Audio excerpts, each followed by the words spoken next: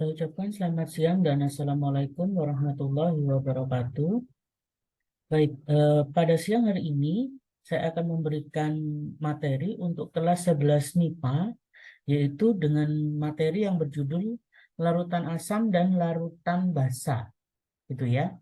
Baik, untuk materi pertama ini ya, karena ini adalah materi awal, ya, maka yang akan saya berikan pembahasan adalah mengenai pengenalan jenis asam dan basa, gitu ya, beserta indikatornya, ya, dan indikatornya. Jadi nanti kita akan mempelajari jenis-jenis asam dan basa dan juga indikator yang menunjukkan bahwa zat tersebut bersifat asam ataupun zat tersebut bersifat basa, gitu ya, sehingga kita bisa mengenali dengan lebih baik ya untuk zat-zat yang memiliki sifat asam dan memiliki sifat basa, gitu ya. Oke, baik. Eh, Silahkan disimak materi berikut. Semoga bisa membantu kalian untuk belajar lebih mudah mengenai larutan asam dan larutan basa. Oke, baik. Pertama kita perkenalan terlebih dahulu mengenai apa itu larutan yang berjenis asam, gitu ya. Baik, larutan yang berjenis asam yaitu zat yang jika dilarutkan di dalam air melepaskan ion H positif. Ya, perhatikan di kalimatnya yaitu jika di dalam air melepaskan ion H positif, gitu ya. Nah, maka dengan kata lain ya, pembawa sifat asam adalah ion H+.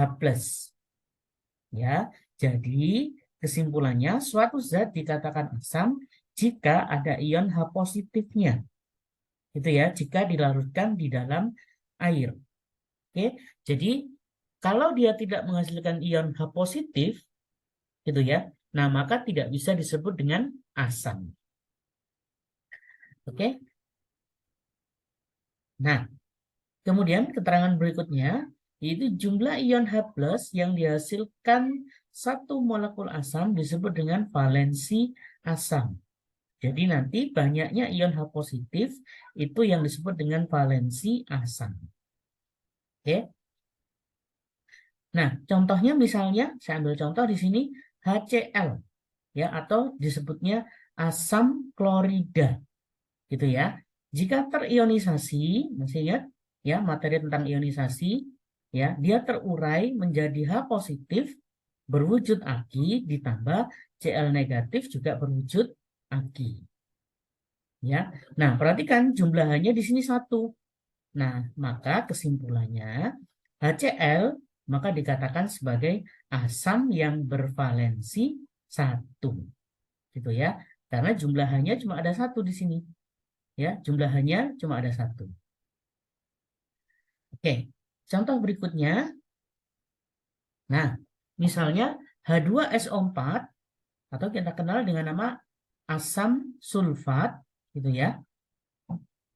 Nah, asam sulfat H2SO4 dia terurai menjadi 2H positif ditambah SO4 2 negatif. Oke.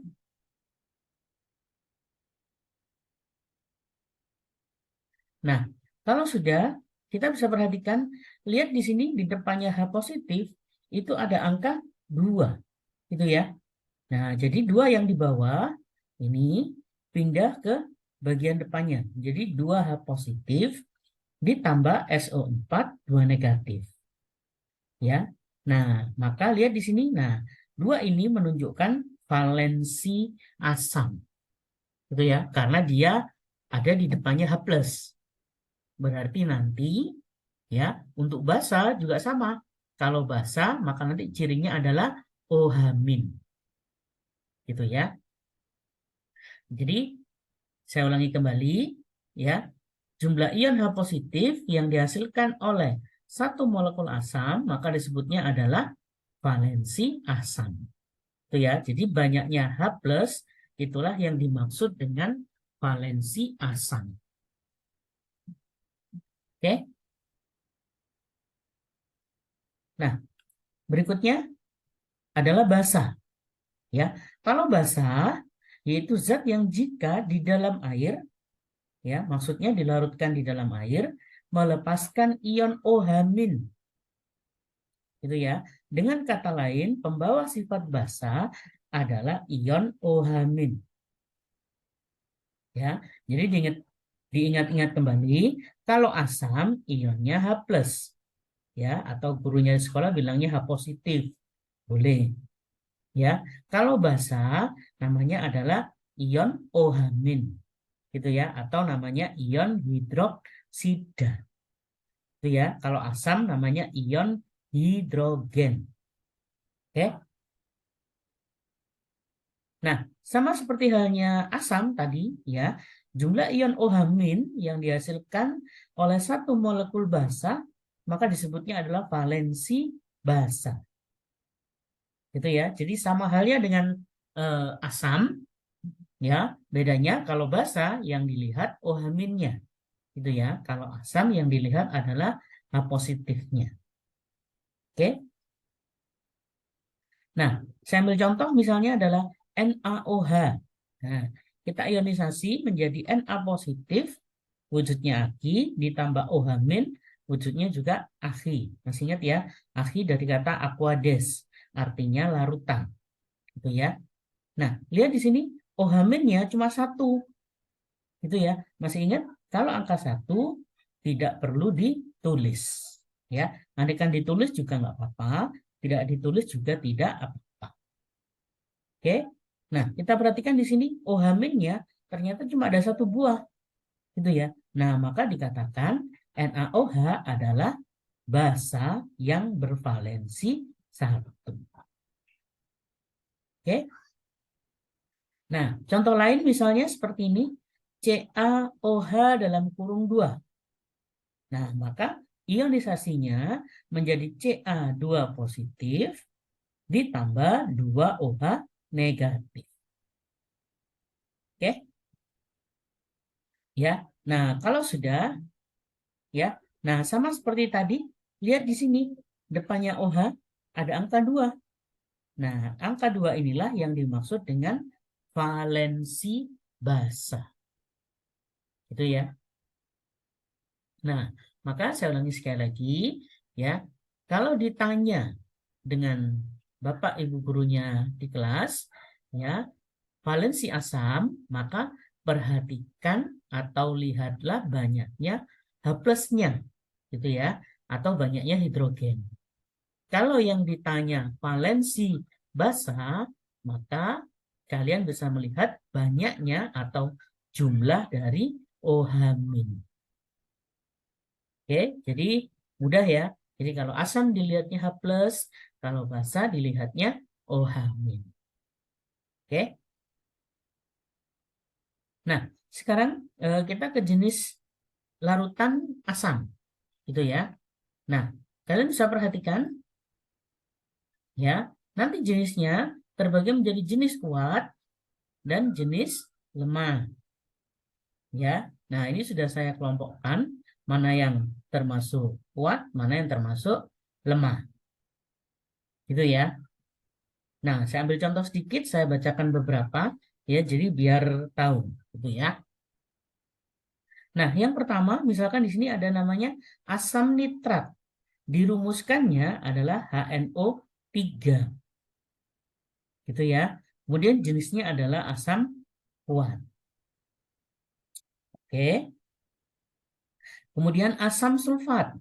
Dirumuskannya H2SO4. Jenis asamnya juga kuat. Gitu ya. Kemudian contoh lagi asam perklorat. Nah, dirumuskannya HClO4. Jenisnya juga kuat. Gitu ya. Kemudian ada yang namanya asam klorida. Ya, dirumuskannya HCl, kemudian jenisnya termasuk yang kuat. Ya, jadi ini bisa kalian buat catatan. Oke. Kemudian sekarang ke jenis yang lemah. Ya, misalkan di sini ada asam nitrit. Oke, dirumuskannya adalah HNO2. Ya, maka jenisnya dia adalah berjenis lemah. Oke. Kemudian yang kedua namanya ada asam sulfit, yaitu H2SO3. Itu ya. Sedikit berbeda dengan sulfat, bisa diperhatikan. Kalau sulfat oksigennya 4. Kalau sulfit oksigennya 3. Itu ya. Jenisnya dia lemah. Oke. Kemudian contoh berikutnya misalnya ada namanya asam karbonat. Ya, dirumuskannya H2CO3. Jenisnya juga lemah. Gitu ya. Kemudian yang keempat ada namanya asam fosfat. Dirumuskannya H3PO4. Gitu ya. Maka jenisnya adalah lem. Oke. Nah, jadi ini kalian bisa buat catatan yaitu untuk jenis-jenis asam manakah yang termasuk berjenis kuat dan yang termasuk berjenis lemah. Gitu ya. Nanti di video pembelajaran berikutnya nanti akan saya berikan penjelasan ya apa yang membuat mereka ya jadi apa yang membuat asam-asam ini baik asam maupun basanya nanti mengapa mereka mempunyai jenis kuat dan mempunyai jenis lemah gitu ya. Tapi pada video hari ini kita mempelajarinya secara umum dulu ya baru nanti masing-masing kita bahas lebih teliti apa yang menyebabkan mereka termasuk dalam jenis kuat dan apa yang menyebabkan mereka dalam jenis lemah. Oke. Baik, berikutnya larutan basa. Oke. Ya. Nah, sama halnya dengan larutan asam, larutan basa jenisnya juga sama. Ada yang termasuk basa kuat, ada yang termasuk basa lemah. Oke. Nah, saya ambil contoh di sini misalnya natrium hidroksida. Oke. Maka rumus kimianya adalah NaOH, jenisnya adalah kuat. Oke. Kemudian ada kalium hidroksida. Dirumuskannya adalah KOH, jenisnya juga kuat. Oke. Kemudian ada magnesium hidroksida. Dirumuskannya MgOH dalam kurung 2. Itu ya, maka jenisnya kuat. Oke. Nah, kalau yang lemah ya, agak saya loncati misalnya tembaga 1 hidroksida. Ya, itu dirumuskannya CuOH. Jenisnya lemah. Kemudian ada besi ya, dalam kurung Romawi 2. Jadi dibacanya nanti besi 2 hidroksida. Itu ya. Dirumuskannya FeOH dalam kurung 2, jenisnya termasuk dalam yang lemah. Oke. Nah, jadi sama seperti halnya asam, basa pun juga memiliki jenis yang sama, yaitu jenis yang kuat dan jenis yang lemah. Itu ya.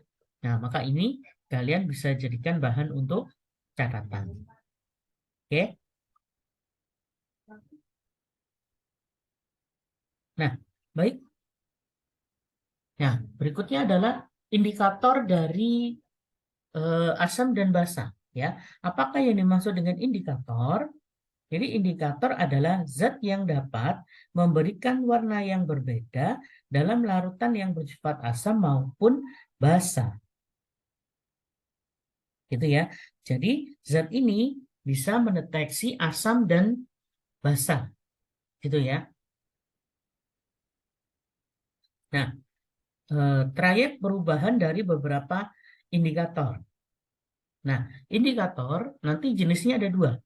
Ya, ada yang namanya indikator alami, ya, yaitu yang sudah tersedia di alam, tapi masih harus prosesnya harus masih kita buat. Misalnya pada kunyit, gitu ya, atau mungkin di rumah kalian disebutnya ya kunir, gitu ya, yaitu bumbu masakan, ya, yang kadang dipakai untuk bumbu masakan yang warnanya kuning. ya. Jadi warnanya orange gitu, tapi nanti kunyitnya itu bisa diparut, gitu ya. Jadi kunyitnya untuk membuatnya kunyitnya itu dikupas dulu, kemudian diparut, ya. Kemudian tambahkan sedikit air, sedikit saja, kemudian diperas, ya. Nah, perasan dari air kunyit tadi, nah itu bisa untuk mendeteksi ya suatu larutan apakah bersifat asam ataukah bersifat basa, gitu ya. Nah, tapi hari ini yang akan saya jelaskan adalah mengenai indikator universal, ya, yaitu menggunakan zat kimia. Oke, nah contohnya adalah ini beberapa, ya. Kalian bisa lihat online, bisa cek di Google, gitu ya, jenis-jenis indikator, gitu ya. Jadi jumlahnya nanti banyak. Oke, nah baik, ini adalah nama indikatornya, ya. Namanya macam-macam ya. Ada namanya metil jingga, ada namanya bromkresol hijau, ada namanya metil merah, ya, atau ada yang bilang metil orange boleh, ya. Kemudian ada bromtimol biru, nanti ada namanya timol hijau, gitu ya. Kemudian ada fenol merah, ya, dan eh, teman-temannya di sini, ya, ada fenol phthalein, ya. Nah, kalau sudah ini sudah ada yang menguji, gitu ya. Jadi zat-zat indikator ini sudah ada yang menguji. Nah, ini adalah trayeknya yang bisa diuji, gitu ya. Misal, metil jingga dia hanya bisa menguji wilayah pH 3,1 sampai 4,4, ya. Kemudian bromkresol hijau itu 3,8 sampai 5,4, gitu ya. Kemudian metil merah itu 4,2 sampai 6,3, ya. Nah, tapi sekali lagi ini adalah catatan yang sifatnya hanya umum saja, ya. Jadi kalian menggunakan yang ada di buku kalian. Biasanya nanti di tiap buku kimia itu ada catatan untuk indikator, kemudian trayek pH dan juga warnanya. Jadi kalian pakai yang ada di buku masing-masing, gitu ya. Sekali lagi ini hanya contoh, ya. Mungkin ada sedikit selisih, ya. Misalkan metil jingga, mungkin ada buku yang tertulis 3,2 sampai 4,5, ya, atau 4,4 boleh, nggak ada masalah, ya, karena selisihnya hanya kecil banget, gitu ya. Jadi nggak mungkin selisihnya besar, ya. Tapi sekali lagi biar kalian tidak bingung, ya, maka setiap ada indikator pH dan warna seperti ini, indikator trayek pH dan warna, ya, sebaiknya kalian melihat buku yang ada di sekolah atau yang dipakai di sekolah masing-masing, gitu ya. Nah, kemudian untuk perubahan warnanya yaitu jingga sampai kuning. Oke, perhatikan ya. Jadi warna yang letaknya di depan ini adalah untuk asam.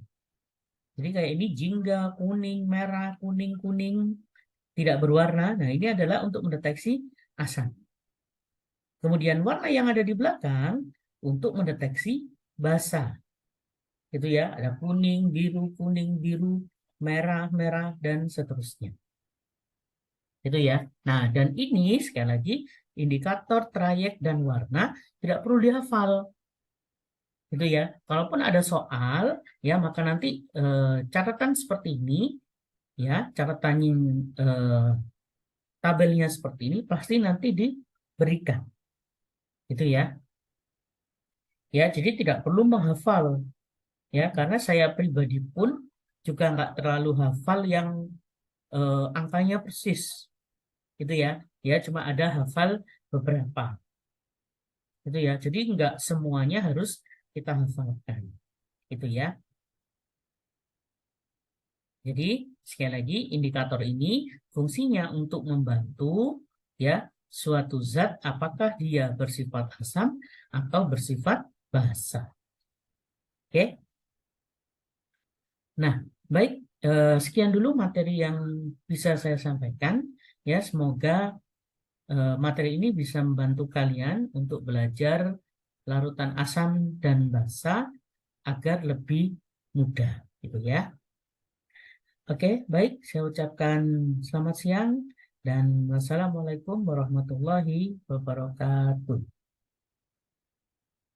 Ya, baik. Inilah yang bisa saya share untuk siswa-siswi sekalian, ya. Jadi bisa di-share ke teman-teman yang lain ya jika bermanfaat dan agar dapat membantu teman yang lainnya, gitu ya. Dan bisa di-subscribe untuk mendapatkan update videonya di tiap minggunya, gitu ya. Dan bagi yang menonton channel ini silahkan beri komentar yang positif di channel ini. Ya, itu saja yang bisa saya berikan kepada siswa-siswi sekalian, baik untuk yang kelas 10, kelas 11 maupun kelas 12. Ya, semoga channel ini dapat membantu untuk proses pembelajaran untuk siswa-siswa sekalian. Ya, baik. Terima kasih atas waktunya. Assalamualaikum warahmatullahi wabarakatuh.